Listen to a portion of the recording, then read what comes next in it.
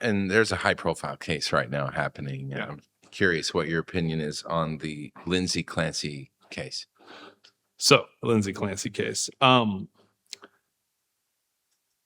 prosecution in this case is basically stating that Lindsay Clancy killed her 3 children, tried to kill herself by cutting her own throat, hanging herself, and then jumping out of a window, resulting in her being paralyzed.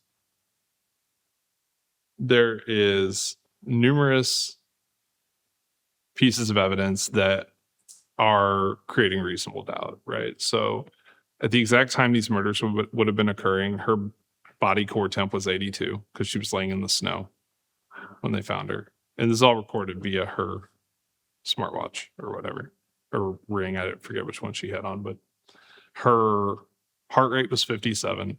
The father's DNA was found on the exercise bands that were used to murder the children, but hers wasn't.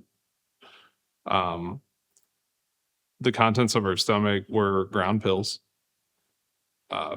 Lindsay Clancy was a registered nurse. She would have known how to kill herself if she wanted to kill herself. And none of those options are normal options for someone to use against themselves. I don't know anyone who would grind up the pills. I don't know anyone who would do a header out of a window. Cutting my own throat, that's probably not an option for me. Strangling myself with a belt, but not hanging. Women.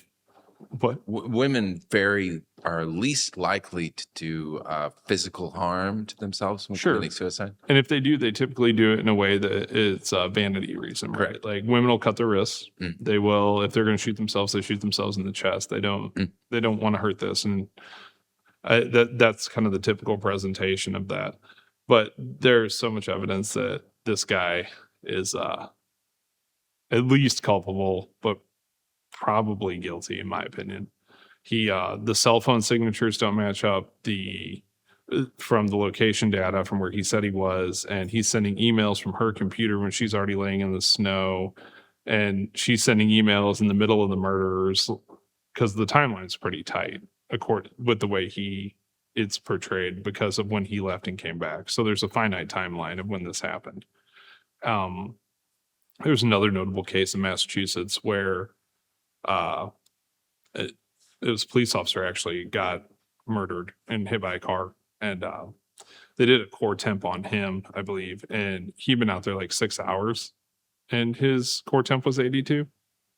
So it's kind of a interesting there's math out there that says at what temperature how low your core temp goes over a certain period of time. Like it's can be calculated, and it would take hours, not minutes. So I think he did it. Really? Yeah. All right. So you just got to give your true opinion. Lindsay Clancy, guilty? No. Or not guilty? Not guilty.